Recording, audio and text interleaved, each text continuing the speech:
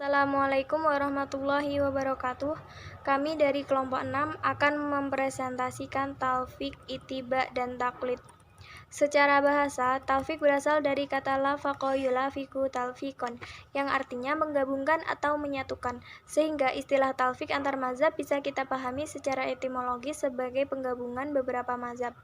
Makna talfik yaitu mengamalkan suatu dengan menggabungkan dua pendapat mazhab atau lebih dalam suatu amalan yang memiliki rukun-rukun atau cabang yang lain, sehingga terkesan lahirlah amalan baru yang tidak dikatakan oleh mujtahid siapapun atau diakui oleh imam mazhab manapun. Para ulama berbeda pendapat dalam menanggapi hukum boleh tidaknya talfik. Hal ini dikarenakan tidak ada dalil sharih yang menunjukkan boleh atau pelanggaran untuk melakukan talfik. Pendapat pertama melarang atau mengharamkan talfik secara mutlak tanpa syarat. Pendapat kedua memperbolehkan talfik secara mutlak. Dan pendapat ketiga ada yang dilarang dan ada yang diperbolehkan.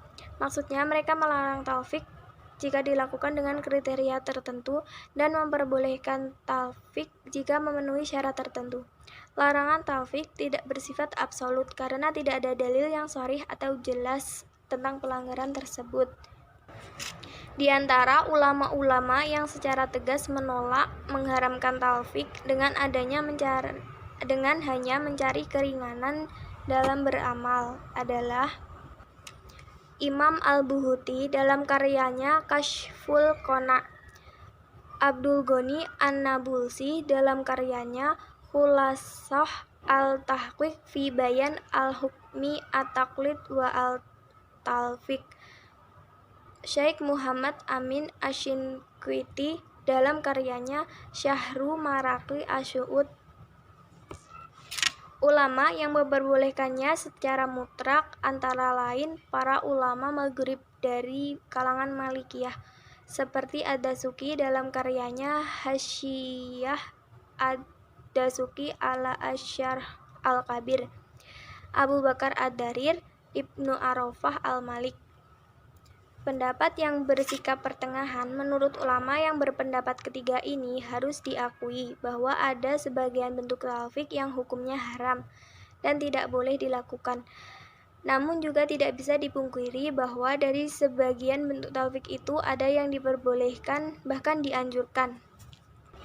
Salah satunya adalah Syekh Abdul Wahab Khalaf. Beliau berpendapat bahwa seorang muqallid yang berpegang pada mazhab imam tertentu boleh saja secara syar'i mengambil pendapat mazhab imam lain dalam sebagian permasalahan, dengan catatan tujuan dari pengambilannya adalah menghilangkan kesulitan atau menolak bahaya yang menimpanya, bukan bertujuan menghimpun rukhsah-rukhsah dari mazhab yang berbeda demi kekangan yang berbeda demi terbebas dari kekangan dan beban hukum-hukum tersebut.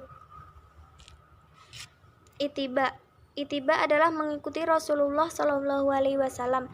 Maksudnya adalah mengikuti syariat agama atau sunnahnya dalam setiap perkataan dan amal perbuatannya, serta dalam berbagai keadaan yang dialaminya. Kewajiban ittiba kepada Rasulullah diperintahkan seperti dalam Quran Surah Ali Imran ayat 31. Adalah karena beliau memiliki beragam keilmuan yang utama, khususnya setelah para nabi lainnya tiada, maka beliau adalah yang paling berhak untuk dijadikan teladan, diikuti, dipegang teguh syariatnya, diteladani jejak langkahnya, dan untuk diamalkan ajarannya yang telah diwahyukan oleh Allah Subhanahu wa Ta'ala kepadanya. Dari aspek metodologi atau epistemologinya, ittiba kepada Rasulullah adalah dicapai dengan menerima semua teks-teks Al-Quran dan As-Sunnah atau hadis secara keseluruhan dan dengan mengaktualisasikannya dalam kehidupan. Risalah kenabian mutlak dibutuhkan oleh seluruh makhluk. 3. Taklid. Dari segi bahasa, taklid ini punya banyak makna, di antaranya bermakna mengalungkan sesuatu ke leher. Dari segi istilah, taklid bukan berarti hanya mengambil pendapat orang lain tanpa hujah, tapi mengambil pendapat orang lain karena yakin akan kemampuan dan kesikohan orang lain tersebut. Taklid akan menjadi haram hukumnya apabila terjadi hal-hal yang membuatnya menjadi haram. Dan di antara penyebab keharaman taklid adalah A. Taklidnya mujtahid mutlak. Seseorang yang sudah mencapai derajat sebagai mujtahid mutlak dalam hukum syariah haram baginya untuk bertaklid kepada mujtahid yang lain. Sebab seorang mujtahid mutlak berada pada urutan tertinggi dari para mujtahid. Di bawahnya masih ada 4-5 level mujtahid. Mujtahid mutlak diharamkan untuk bertaklid dengan sesama mujtahid mutlak juga. Apalagi kepada mujtahid yang lebih rendah kedudukannya. Dia diwajibkan untuk berjihad sendiri atas hukum yang diambilnya menjadi kesimpulan. Karena kemampuannya yang di atas semua mujtahid, dan tentu saja dia harus punya manhaj dan kaidah sendiri dalam menarik kesimpulan hukum. Yang B. Taklid kepada selain mujtahid. Orang awam yang tidak punya ilmu dan kurang syarat untuk berjihad diharamkan untuk bertaklid kepada mereka yang statusnya orang awam juga.